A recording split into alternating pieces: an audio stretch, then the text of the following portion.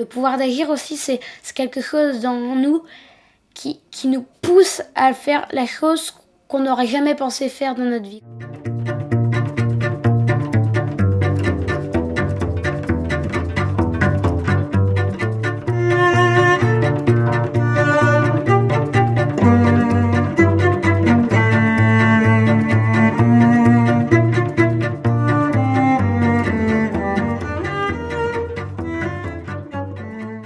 Il n'y a pas longtemps, j'ai sauté d'une cascade, voilà. Et au départ, on avait très peur, mais en regardant les autres faire et en bas, les regarder en train de rire et tout, ça m'a donné l'exemple de bien faire, en fait, de à la fois s'amuser et à la fois vivre quelque chose qu'on vivra peut-être jamais, en fait. Donc le pouvoir, moi là j'avais eu le pouvoir de sauter, c'est-à-dire que en sautant de la cascade, je m'étais éclatée, j'avais adoré. Et je me disais, comment est-ce que j'ai pu avoir peur alors que c'est aussi cool de sauter de cette cascade. Et c'est vraiment quand on se jette à l'eau que ça apporte vraiment. Si on reste sur le bord à faire son petit truc, bon, quelquefois on peut que ça, hein, c'est tout, il n'y a pas... Mais je pense que plus on s'investit et plus ça apporte, il me semble. C'est à propos de caté, hein, de catéchisme, alors c'est un peu particulier, mais bon, donc on était par année, et, j'en faisais depuis plusieurs années, et puis cette année-là, la responsable était partie, quoi, et donc il fallait en trouver une. Bon, il y en a une qui voulait, donc, et puis le prêtre a dit non, ça, pas celle-ci, et pourquoi pas toi. Donc on trouve tous les prétextes, mais non, j'étais pas du tout d'accord. Et puis finalement, quand j'ai vu qu'il y avait personne, je me suis dit, il faut que j'y aille, il faut. Et donc c'est vrai que j'ai pris les choses en main, je me suis découvert même des capacités à taper à la machine, alors que de fil en aiguille, une chose en entraîne une autre, et puis on est capable de beaucoup de choses. Moi, à une époque de ma vie, j'étais en grande difficulté et j'avais l'impression de me débattre. Et il n'y avait personne pour m'écouter. Et j'étais là avec mes problèmes, mes soucis. Et puis, au lieu de m'abattre, ça m'a donné cette envie de me dire il ne faut pas rester recroquevillé, il faut aller au dehors, il faut rencontrer, il faut partager. J'ai vu qu'on faisait des ateliers de cuisine, c'était un prétexte pour la cuisine, pour rencontrer d'autres personnes. Si je n'étais pas allée, on ne serait pas venu me chercher, donc il faut faire cette démarche-là, d'aller de rencontrer les autres.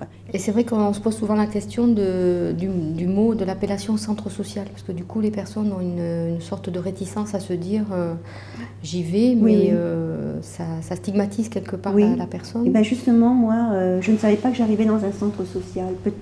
Peut-être que si je l'avais su, est-ce que j'y serais allée ? J'ai appris qu'il y avait des cours de cuisine, je suis allée au cours de cuisine, et peu à peu, j'ai appris, la cabane à projet, c'est un centre social. Ah bon, comment ça marche ? Il y a des salariés, il y a des bénévoles. Ah bon, mais comment on fait ? Qu'est-ce que c'est ça, cette structure qui s'organise avec des salariés Mais comment ça marche ? Au départ, je me posais toujours la question, est-ce que je suis légitime ? Mais bénévole encore, ça va, c'est confortable, bénévole. Mais ensuite, quand je suis devenue administratrice, mais moi administratrice, attends, je connais pas, qu'est-ce que c'est, qu'est-ce qu'on va faire, qu'est-ce qu'on va me demander, est-ce que je suis capable, mais si, voilà, on met un pied devant l'autre et on avance et on apprend comme ça.